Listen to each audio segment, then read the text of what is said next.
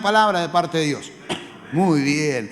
¿Saben que Chespirito, lo conocen a Chespirito? Fue un actor, director, fue autor y productor mexicano, y fue muy importante en la televisión desde mediados de los 70 hasta fines de los 80, principios de los 90.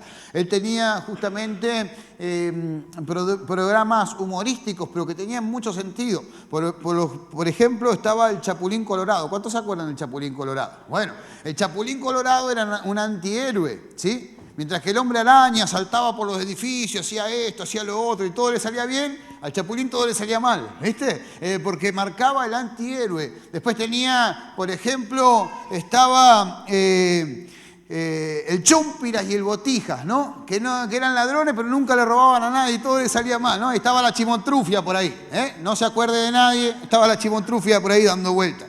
Y también tenía otro que era don Chaparrón y Lucas, ¿no? Chaparrón, Bonaparte y Lucas. Tú y yo estamos locos, Lucas. ¿Se acuerdan o no? No te acordé de nadie tampoco, ¿no? Pero también estaba justamente El Chavo, que fue El Chavo del Ocho, y La Vecindad del Chavo fue el programa insignia, ¿no? Fue lo que realmente le dio éxito, ¿no? ¿Y por qué le dio éxito? Y porque mostraba a personalidades, distintas personalidades dentro de un ámbito que tenía que ver con esa sociedad, en las cuales mostraba justamente las miserias de las personas y mostraba también la nobleza de la persona, ¿no? Entonces tenían todos juntos. Había uno que era el señor Barriga, que cobraba la renta, ¿verdad? Tenías a don Ramón, que no pagaba nunca la renta, ¿no? Cualquier similitud con la realidad, pura coincidencia. Después tenía al cartero, tenía a doña Florinda, tenía a la bruja del 71, y todos conformaban, todas personas distintas, y conformaban justamente una sociedad en la cual convivían. A veces se llevaban bien, otras veces se llevaban mal, pero convivían. Cuando yo pienso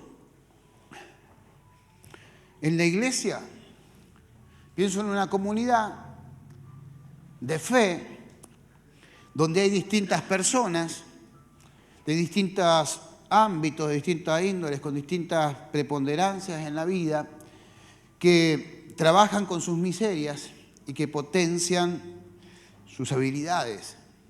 Y que Dios, como el gran director, nos reúne y nos lleva justamente a vivir en plenitud. Y lo que desea es que nosotros podamos vivir plenos. Yo cada vez que veo a la iglesia entiendo que es lo mejor que hay. La iglesia local para mí es lo mejor que hay. Si hay algo que yo exalto o que yo sobrevaloro o valoro sobre otras cosas en el reino espiritual o en el reino del Señor, es la iglesia local. Para mí la iglesia local es fundamental. Que haya una iglesia en cada barrio que sea un faro de esperanza, que pueda decirle al adicto que hay esperanza, que pueda decirle al que está pasando por situaciones, deprimido, angustiado, que hay esperanza, que pueda realmente desarrollar su vida de otra manera. Es algo extraordinario. Para mí es lo mejor que hay.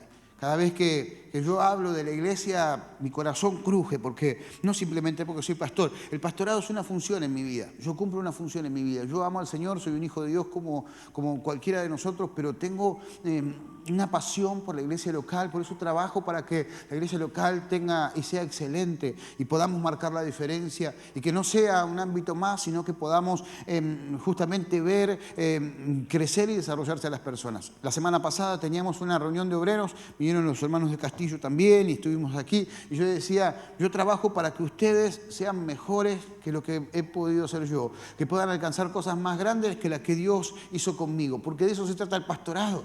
El pastorado se trata de elevar a las personas, de poder guiar a las personas a que puedan desarrollarse y avanzar. Y cada vez que veo justamente la iglesia entiendo que somos personas distintas y que a veces actuamos como don Ramón y doña Florinda, ¿no? A los golpes, ¿no? Capaz que no se pegan, pero hay situaciones, ¿no? Y hay situaciones ahí en medio que deben resolverse, pero qué lindo que es poder entender que la iglesia es un oasis del cielo en la tierra. ¿Cuántos dicen amén a esto?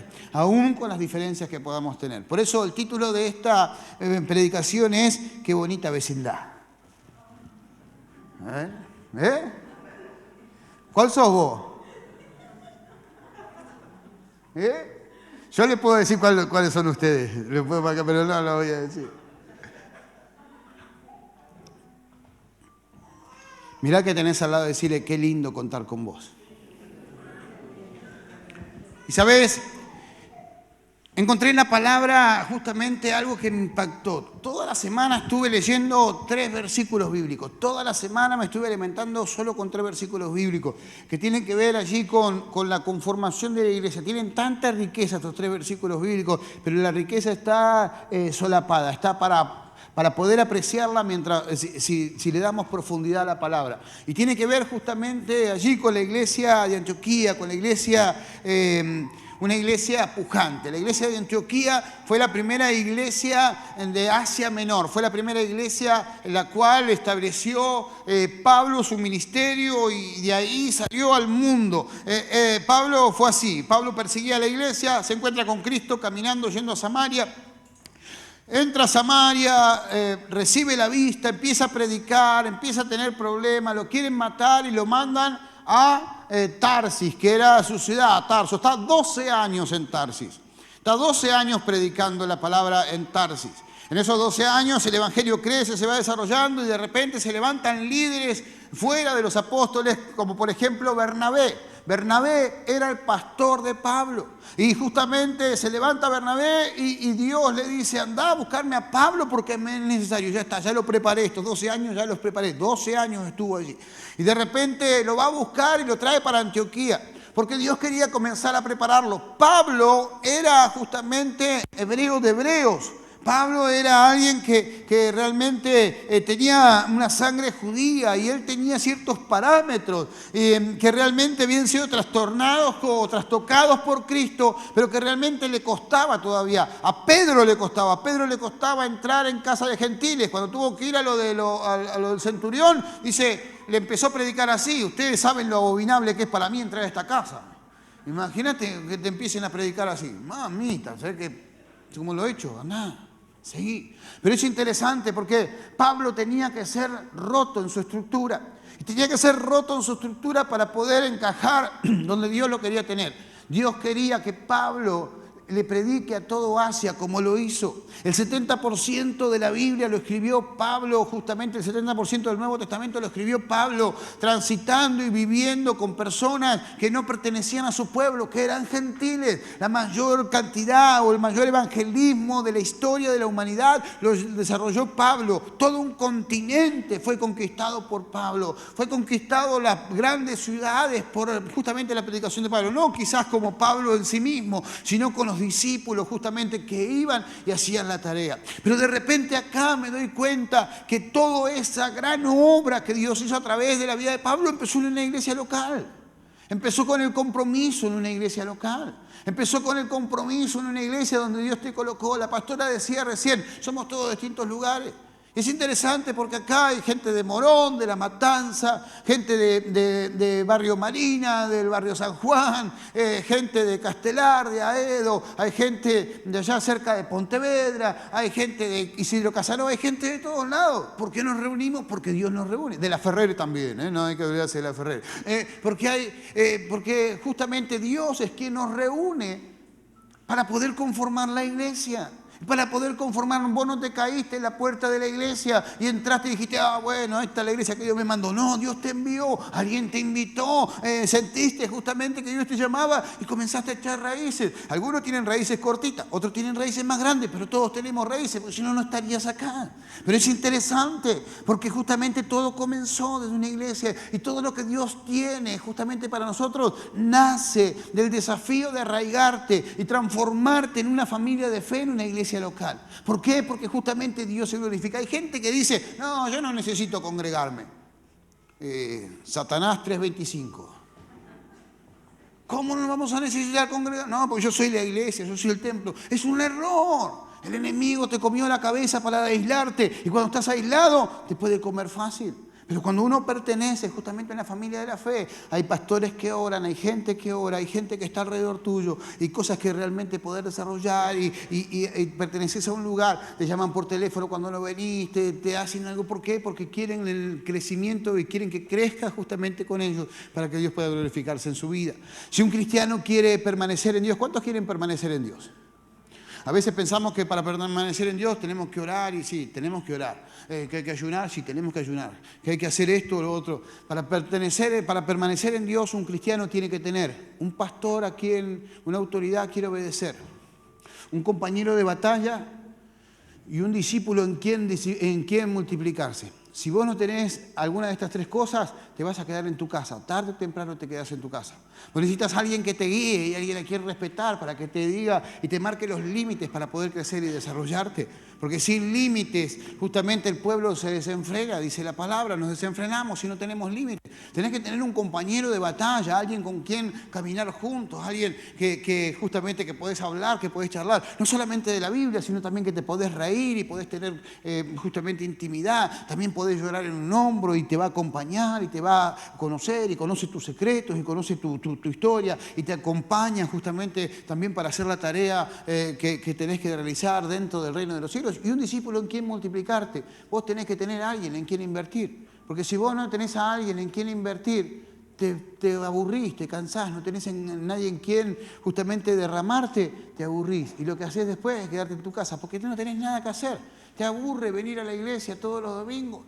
Entonces, si querés permanecer y querés pertenecer y querés avanzar en el reino de los cielos, acordate, tenés que tener una autoridad para obedecer, un compañero de batalla y tenés que tener un discípulo en quien multiplicarte. Ahora vos podés decirme, pero no estoy preparado para discipular a nadie. Claro, y puede ser, tenés que aprender, claro que sí, pero eso no te exime de la responsabilidad, porque capaz que no podés ser un líder, un mentor, pero sí podés ser un hermano mayor. Y no tenés mucha capacidad, pero decís, este hermano es nuevo, lo voy a llamar, lo voy a animar, le voy a preguntar si necesita oración, voy a orar por él, lo voy a llamar para que venga a la iglesia, lo voy a pasar a buscar si tengo auto para que pueda venir a la iglesia, o vamos a tomar un café ahí y contarle. Y quizás no tenés las herramientas para poder ayudarle y le decís, mirá, yo te voy a conectar con alguien que te pueda ayudar, y simplemente lo llevo a alguien que tenga respuestas para su vida, y simplemente eso. Y de esa manera funciona. Pero la palabra me enseña y me habla de algo increíble. Encontré algo tremendo en este lugar. Acompáñame al libro de los Hechos, capítulo 13. Hechos, capítulo 13. Los varones escucharon el versículo, pero no escucharon el mensaje, porque el mensaje que les compartí del mismo versículo no tiene nada que ver con lo que voy a predicar hoy. Así que, tranquilos. Hechos, capítulo 13.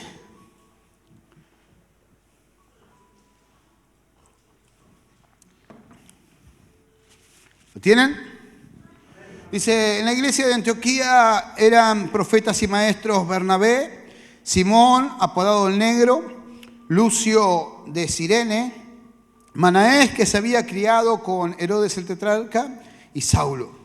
Mientras participaban en el culto al Señor y ayunaban, el Espíritu Santo dijo, apártenme ahora a Bernabé y a Saulo para el trabajo al que los he llamado. Así que después de ayunar y orar y pusieron las manos, los despidieron. ¿Cuántos dicen amén a esto? Levanta tu mano al cielo y oramos. Padre, en el nombre de Jesús, Señor, te damos gracias.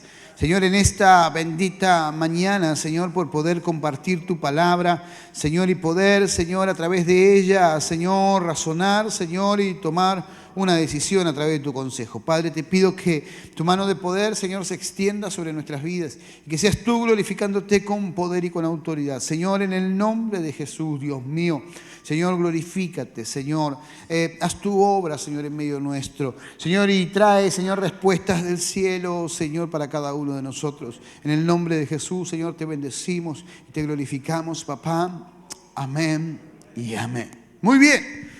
Es tremendo lo que dice la palabra del Señor y lo que nos dice. Parece que no tiene significancia, pero si uno comienza a indagar y comienza justamente a introducirse en la palabra, encuentra que acá hay una riqueza enorme. ¿Por qué? Porque tiene ciertas características la palabra que nos habla y nos habla del vínculo que tenían entre ellos. Tenían un vínculo hermoso.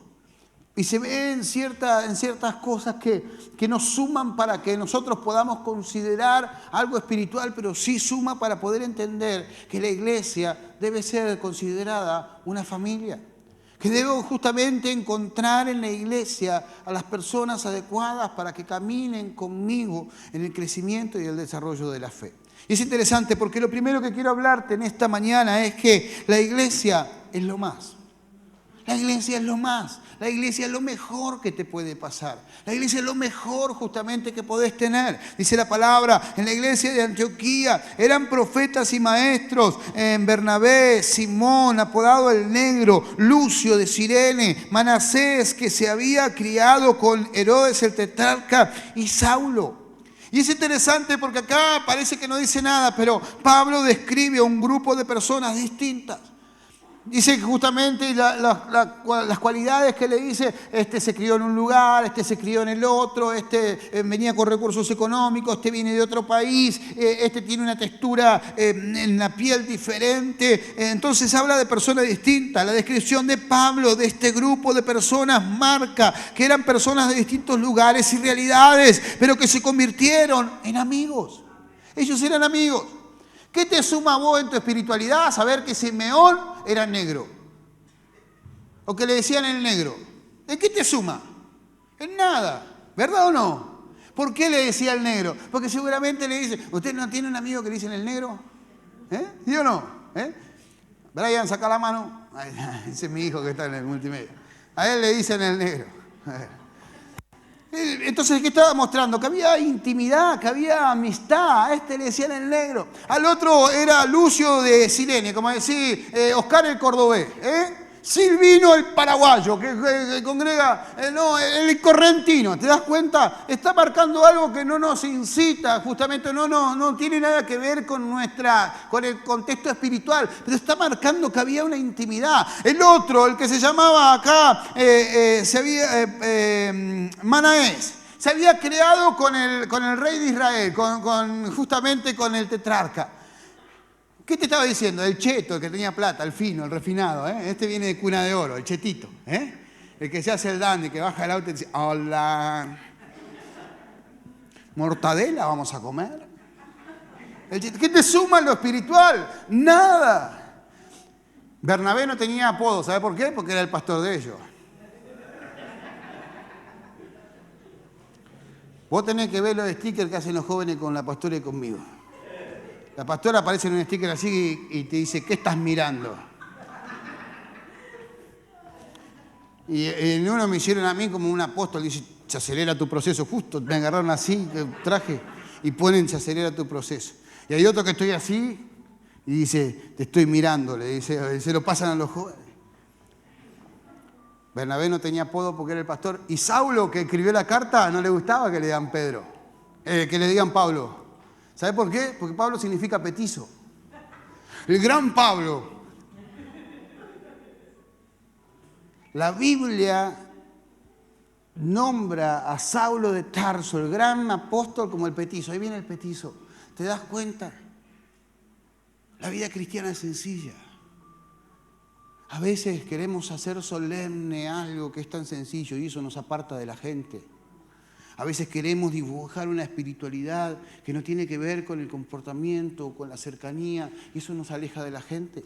¿Cuánta gente perdiste en los largos de los años porque no se congregan o porque no creen en tu fe, o le cerraste la puerta porque quizás tenían conductas que no eran las adecuadas?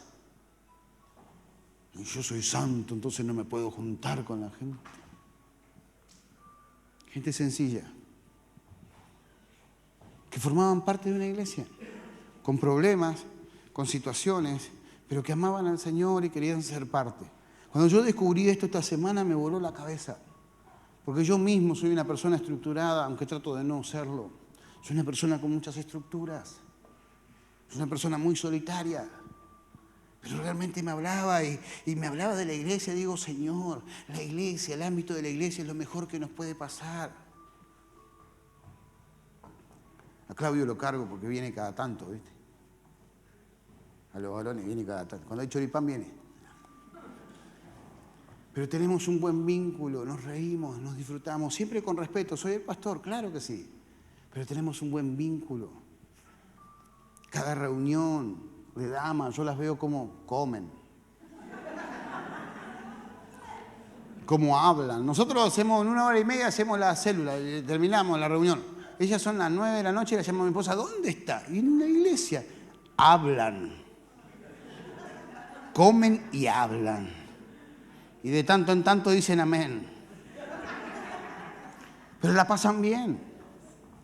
El martes tuvimos una reunión aquí, compartimos con la gente de Castillo que no se reúnen y la pasamos bien. Compartimos la palabra, nos reímos, la pasamos bien. Los jóvenes ayer festejaron el Día de la Primavera porque la semana que viene es 21 y nosotros siempre lo hacemos una semana antes. Había 30 y algo de jóvenes. Yo no pude estar, lamentablemente no pude estar porque tenía otro compromiso. Estuvo mi esposa, estuvo Lucas, estuvo Gaby sirviendo a los jóvenes y la pasaron re bien. Yo los veía en las fotos, en los videos, porque yo no estoy, pero estoy. Yo no estoy, pero estoy. Soy como Bernabé, ¿viste? No tengo apodo, pero estoy ahí. Y la pasaron re bien, porque es un ámbito. ¿Dónde vas a encontrar gente que te acompaña a caminar todos los días de tu vida? Si no es en la iglesia. Que te ayude a afrontar los desafíos y a ser diferente y a romper con las barreras que te genera por las malas experiencias que has tenido en tus relaciones interpersonales. ¿Cuánta gente está en guardia todo el día? No, que no se me acerque porque no se me acerque. Ser vulnerable es lo mejor que te puede pasar. Y acá veo gente vulnerable. Vos capaz que no ves nada, pero yo en los apodos, en la manera de ser de Pablo, cómo describía esa situación, veo la vulnerabilidad. Se sentían bien. Se sentían unidos, se sentían acompañados. En la iglesia es el lugar donde si querés, podés encontrar tus mejores amigos. Es en la iglesia donde vos podés encontrar tus mejores amigos. Si querés. Mirá que tenés al lado, decirle, si querés.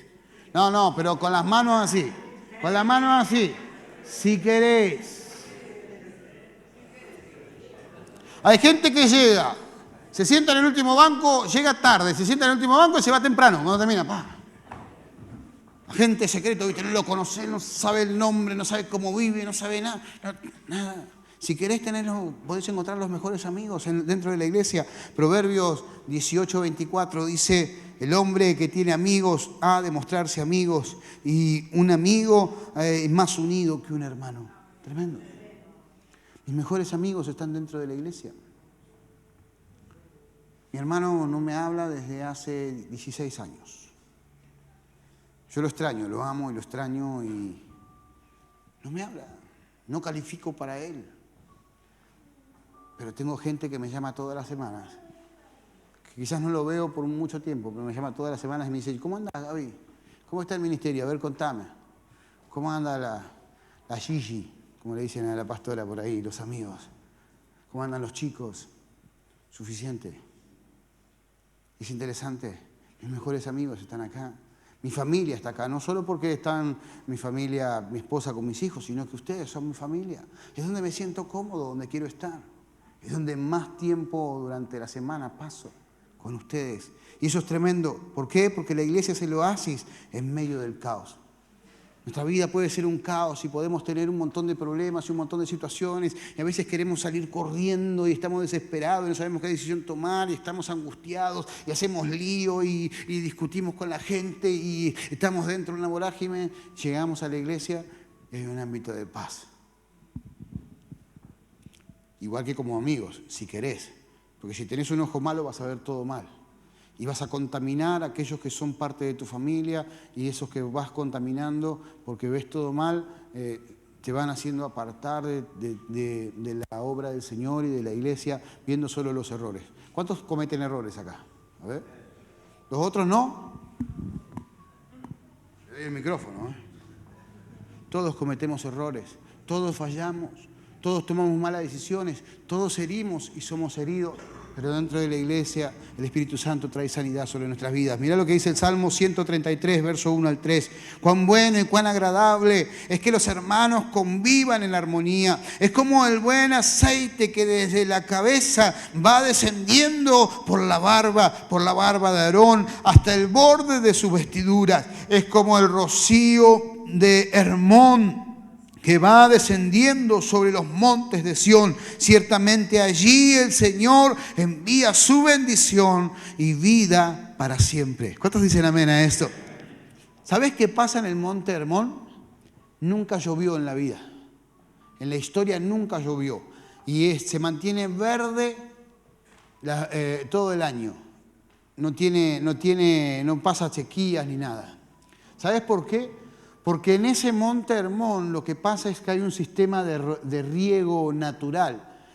No llueve, pero hay un sistema de humedad natural que dice que es justamente que es un rezago que quedó cuando la atmósfera era diferente, antes del diluvio de Noé, donde la atmósfera era diferente, donde nunca había llovido y sin embargo justamente los vegetales crecían. Y lo que el Señor dice en este salmo, está diciendo, nunca va a haber falta de unción, nunca va a haber falta, nunca va a haber escasez, siempre vas a estar reverdecido. Porque en la casa del Señor es donde la presencia del Señor habita. Y cuando yo voy confiado a la presencia del Señor y me abrazo a la comunidad de fe, puedo recibir lo que Dios tiene para mi vida. Y aunque esté pasando un día malo, el Señor me renueva para seguir avanzando, para la gloria del nombre de Cristo, pero para nuestra bendición. Lo segundo que quiero hablarte es que la iglesia crece con el servicio de todos. Todos somos importantes dentro de la iglesia, algunos con mayor responsabilidad, otros con menos responsabilidad, pero todo lo que hacemos en la obra del Señor es importante.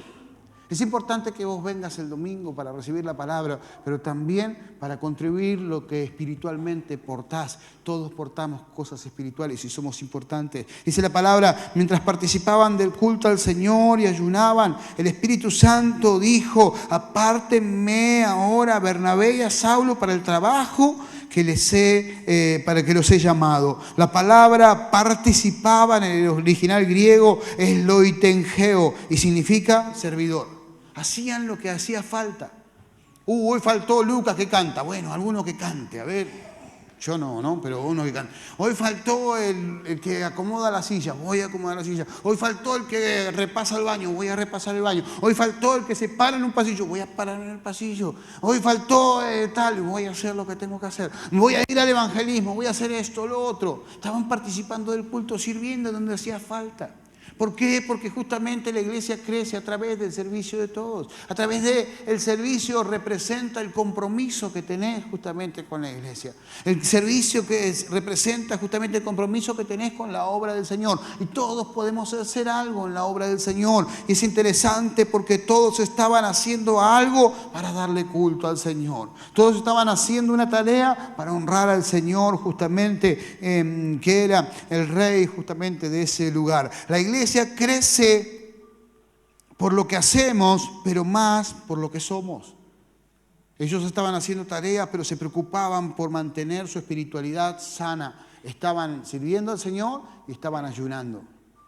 Y esa palabra ayunando justamente tiene que ver con la representación del cuidado de la vida espiritual.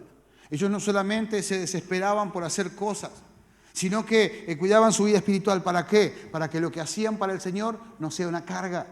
Porque cuando empieza a ser una carga, empezás a hablar mal. Y cuando vos le comentás los errores de la iglesia a una persona que no tiene autoridad para poder cumplirlo o para poder resolverlo, estás murmurando. Y cuando vos haces la obra del Señor con tus fuerzas, te cansás enseguida y comenzás a hablar con las personas incorrectas y se transforma en una murmuración. Entonces, cuando yo cuido mi vida espiritual, vengo con gozo y con alegría a la iglesia. Y por ahí tengo situaciones en medio, por ahí tengo problemáticas, por ahí tengo cosas que realmente allí no son las mejores en mi vida o tuve problemas dentro de la iglesia, pero cuando renuevo mi espiritualidad voy a servir con gozo y con alegría porque Dios se va a glorificar con poder y con autoridad. ¿Cuántos dicen amén a esto? Es interesante. La iglesia crece cuando le damos lugar al Espíritu Santo. Miren, nosotros tenemos un montón de estructuras. Yo soy una persona estructurada.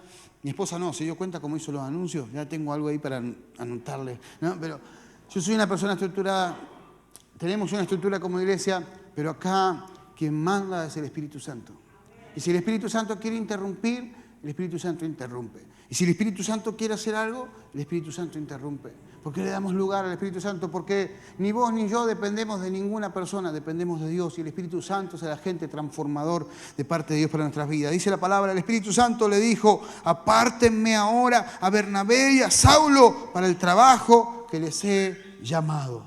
Y eso es tremendo, porque Dios no es incoherente. Si ellos estaban sirviendo al Señor y estaban ayunando, habían visto justamente que quizás a su alrededor faltaba de que prediquen de Cristo. Entonces estaban orando para que se levanten personas que vayan a evangelizar a la plaza 2 de abril. Calzó justito, ¿viste? Estaban orando para que el Evangelio corra y de repente el Espíritu Santo dice, apártenme a estos dos, porque estos dos son la respuesta a tus oraciones. ¿Sabes por qué? Porque dentro de la iglesia están las personas que van a responder tus oraciones. Dentro de la iglesia está el hombre y la mujer que le va a hablar a tu esposo, a tu esposa, a tus hijos y va a tocar el corazón para que ellos se puedan convertir al Señor. Dentro de la iglesia están las herramientas que necesitas para que tu barrio cambie. Dentro de la iglesia están justamente las herramientas para que puedas avanzar y puedas sentirte acompañado en el proceso de transformación de tu familia para la gloria del nombre del Señor. Y eso es tremendo. ¿Por qué? Porque solo lo trae el Espíritu Santo. Dice Juan 15:26, pero el Consolador, el Espíritu Santo, a quien el Padre enviara en mi nombre, les enseñará todas las cosas y les hará recordar todo lo que les he dicho. ¿Viste cuando vos decís, parece que el pastor me está espiando? Porque lo que dijo el domingo es justo para mí. Lo que dijo el domingo, habló de esto y justo para mí. Y se codean. Yo la codeaba a mi esposa y le decía, hey, vos le contaste a ese petizo o a mi pastor lo que yo te hago a vos y lo que estás diciendo. No, si yo ni lo conozco al pastor, me decía, yo lo veo y nunca hablé con él. Es porque el Espíritu Santo te conoce. Lo que yo estoy hablando hoy es porque el Espíritu Santo te conoce. Y es lo que necesitas escuchar. Y es interesante. Porque cuando yo cierro los oídos al Espíritu Santo, todo me parece hueco y vacío. No presto atención y simplemente dejo que la palabra del Señor se fluya entre mis dedos sin tomar una decisión para cambiar. Tremendo. Tercero y último, la iglesia te capacita para ser iglesia. El congregar te capacita para ser iglesia donde tenés que ser iglesia. Acá somos todos santos. ¿Cuántos dicen amén? Acá nos portamos todo bien, ¿verdad o no? Muy bien. No te voy a nombrar porque si no. Acá somos todos buenitos, nos portamos bien, amén, gloria a Dios, nos saludamos con una sonrisa. Si tenemos algún problema ahí más o menos lo acomodamos. Pero afuera tenemos que ser iglesia. Acá venís a prepararte para ser iglesia afuera. Porque dice la palabra, así que después de ayunar, oraron, le pusieron las manos y los despidieron. Chau, Picho. Dios te llamó, andá. Pero oraron y ayunaron y ellos se prepararon ahí. Seguramente Saulo aprendió todo lo que tenía que aprender acá para ser el pastor que se transformó y el apóstol que se transformó para las otras iglesias. Corintios, Filipenses, Tesalonicenses, Creta, Grecia. Es interesante. Y se preparó con el negro, con el de Cirene y con el cheto. Mirá que tenés al lado y decirle, yo me estoy preparando con vos para ser iglesia. Decirle de vuelta, tratá de no hacerme renegar tanto. Es interesante.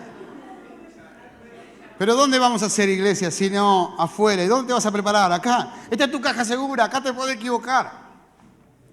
Vos imaginate que vos acá no sé, el hermano o la hermana te hace renegar, entonces vos acá así como, viste, te agarrás, te enojaste, no la saludaste, venís, te vas, te enojás, le sacás al banco, que se caiga, le está haciendo de ujier, se va a caer, le soltás la mano para que caiga, hace toda.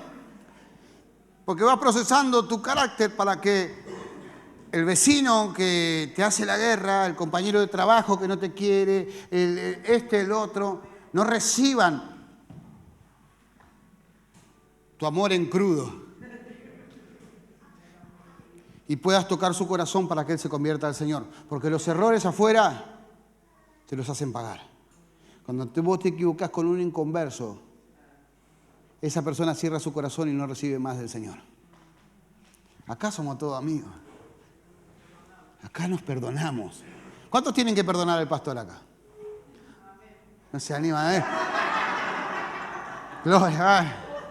Los demás hicieron así. Hermano, yo sé que varios de ustedes me tienen que perdonar. Y si no me perdonan van a tener un problema. Pero yo también tengo que perdonar a varios de ustedes, ¿eh? A mí también me arden las orejas, ¿eh?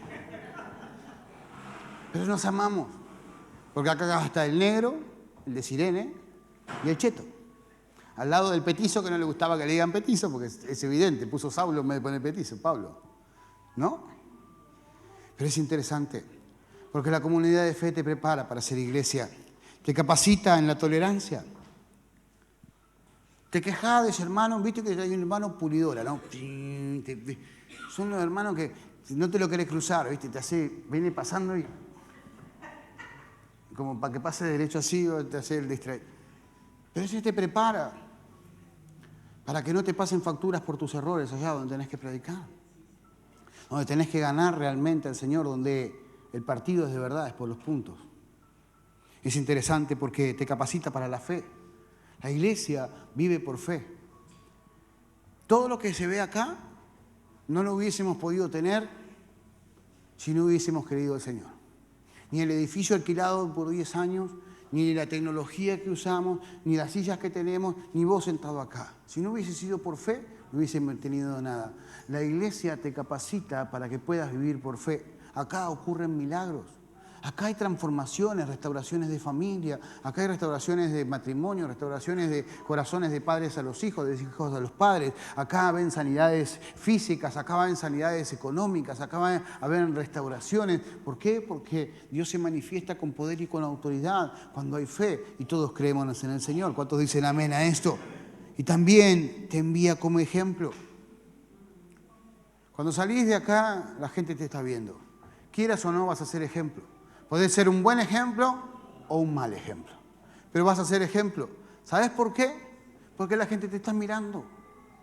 Entonces cuando hagas algo incorrecto van a decir, pero vos no vas a la iglesia. ¿Verdad o no? A mí solo me pasa.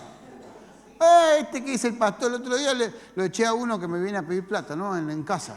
Y me estaba entrando como a la 1 de la mañana porque tengo que poner un candado en la reja, ¿verdad? Y me estaba entrando así para golpearme la puerta, ¿no? Pero me asustó a las 3 de la mañana, abro la puerta y los amarré para afuera, que sea dentro de mi casa.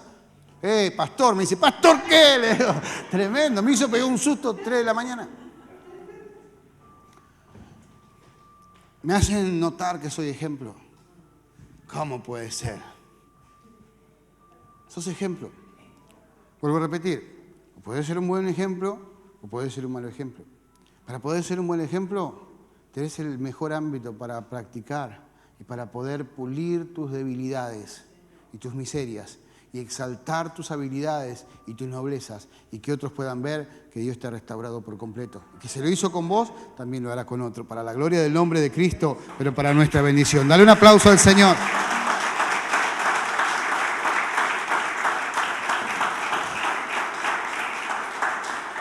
Concluyo con esto. Ser parte de una comunidad de fe te cambia la vida. Si realmente nos disponemos a hacerlo, vamos a vivir de victoria en victoria y de gloria en gloria. Para la gloria del Padre, pero para bendición nuestra. Esto es para el que quiere. Pero si vos querés, las puertas estarán siempre abiertas para poder glorificar a Dios juntos. Para la gloria del nombre del Señor. Amén. ¿Te animás a ponerte en pie allí donde estás por un instante?